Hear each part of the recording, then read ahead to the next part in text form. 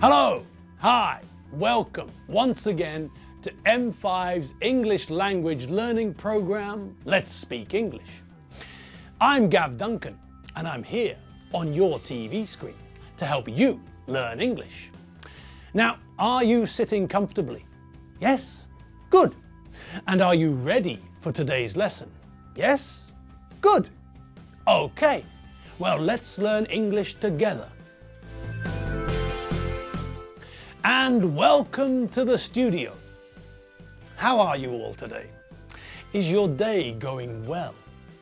If the answer to that question is yes, then that's great. If the answer to that question is no, then I'm sure that everything is going to start getting better. As of now. Okay, well, the day starts here. Let's get back into the ring with some more revision of what we learned in the last few weeks. Now, in the last few weeks, we learned about some of the larger numbers as well, didn't we? Yes, that's right. So let's have a brief reminder of what we learned about larger numbers, shall we? Okay, good.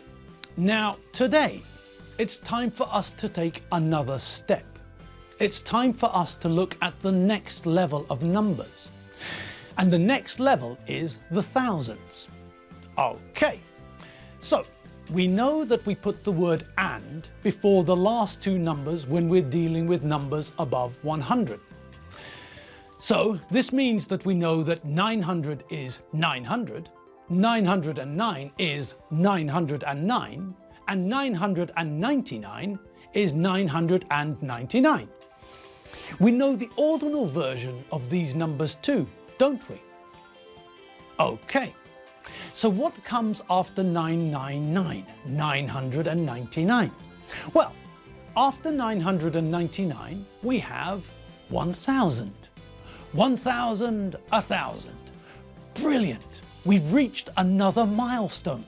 We've reached 1000. Excellent. Now, one thing we have to be careful with is this. When we write the number 1000, we have to make sure that we put a comma after the 1, like this. So, whenever we write a number above 1000, we have to put a comma after the 1.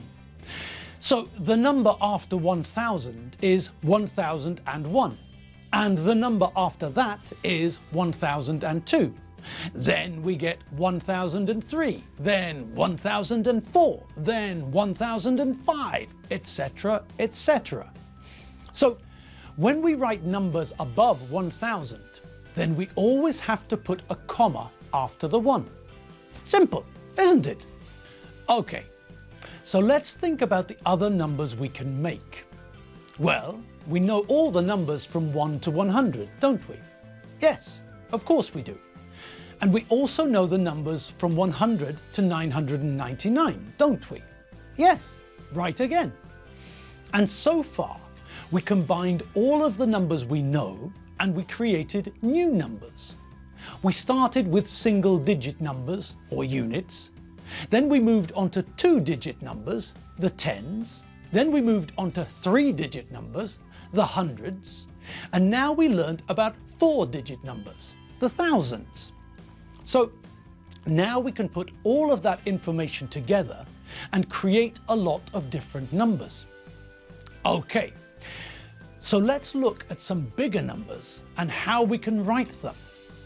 Look at the numbers on the screen and then together we'll check how we write them.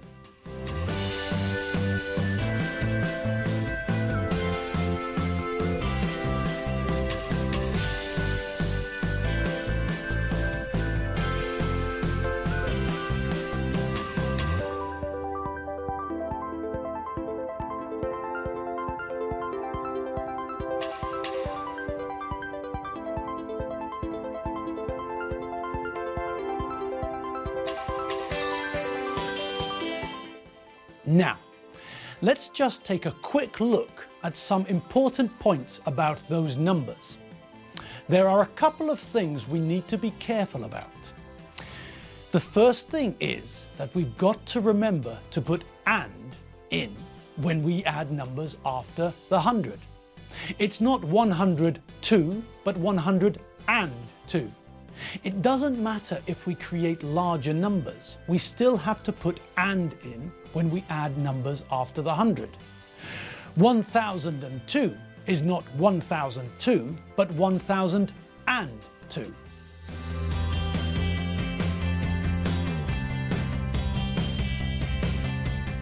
Good.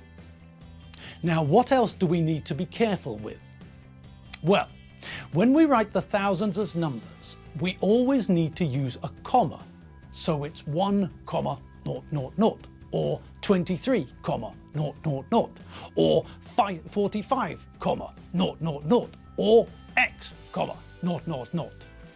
Also, when we write numbers in the thousands, we use commas to separate the thousands from the hundreds and the tens, like this.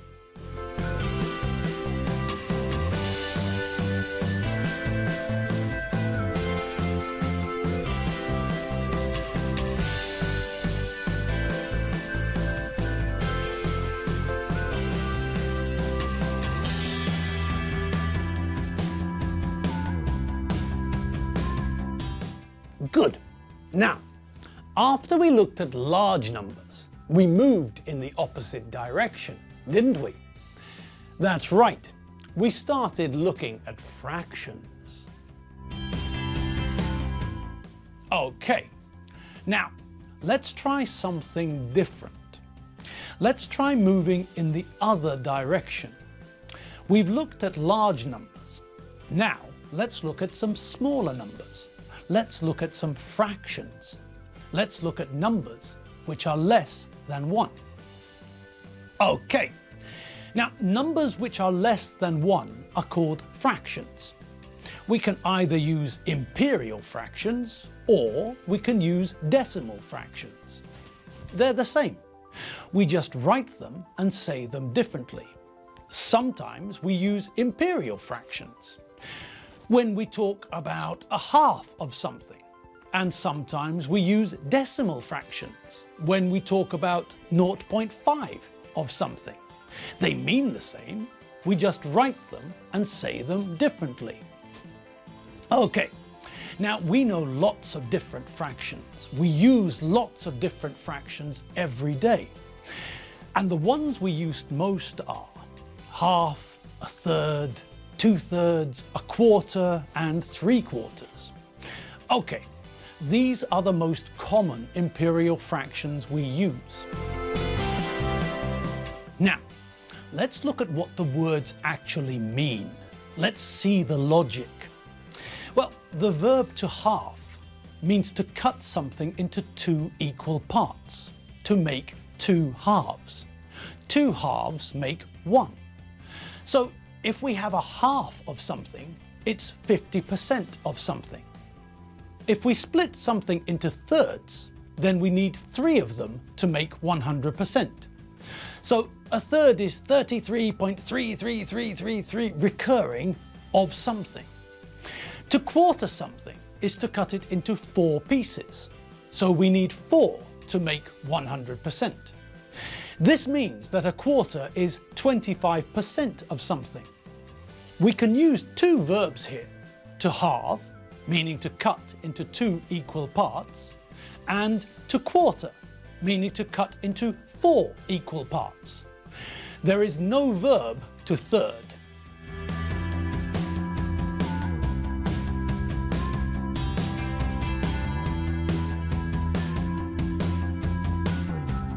So, those are fractions, less than 1 of something. Now, we also know the decimal versions of those fractions. The decimal system is very simple.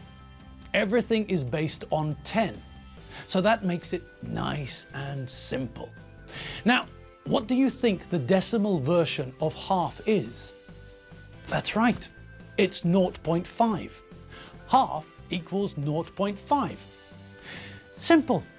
All right. When I said that, did you hear which word I used? Correct-a-doodle-doo. I said 0.5, didn't I? Now, if you remember our first lesson on numbers in English, you probably remember that we talked about different ways of saying O. When we say the number naught in British English, we usually say naught. It's possible to also say zero. Most Americans say zero. If we say the number 0, 0, 0 in a series of numbers, when we tell someone a telephone number, for example, then we don't say 0 but O. If we're measuring something, then we say 0.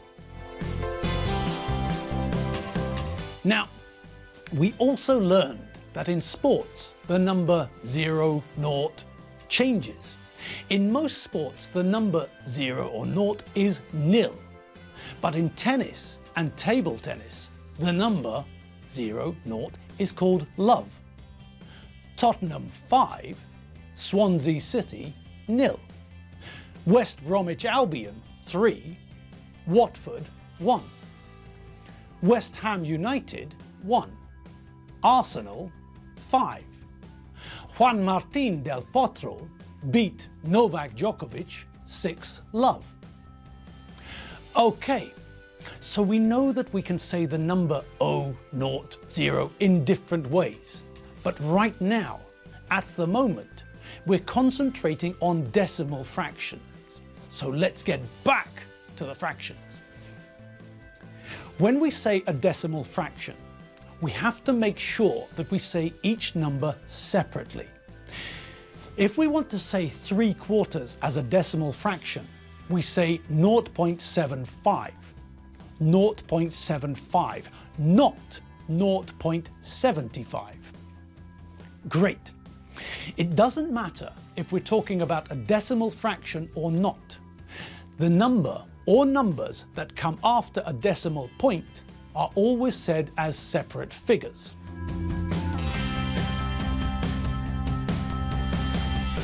So, always remember, we use a decimal point to show that something is less than 1. And after a decimal point, we have to say each number separately. If we're talking about a decimal fraction, or if we're talking about numbers after a decimal point, we always say the numbers after a decimal point as separate numbers. It's 0.87634, 0.87634, not 0.87634. And we say 3.56 billion euros.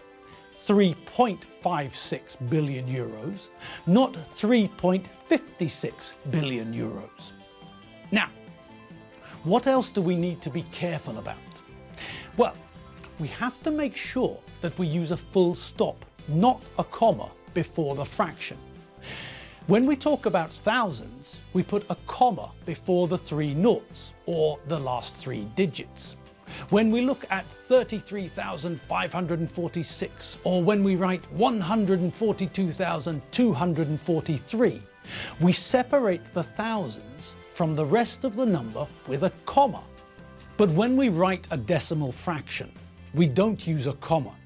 With decimal fractions, we use a full stop to indicate that it's less than 1. When we write 0.5, we put a full stop between the 0 and the 5. When we write pi, we put a full stop, a point, between the 3 and the fraction of the number, and we say point. 0.5, pi equals 3.14159.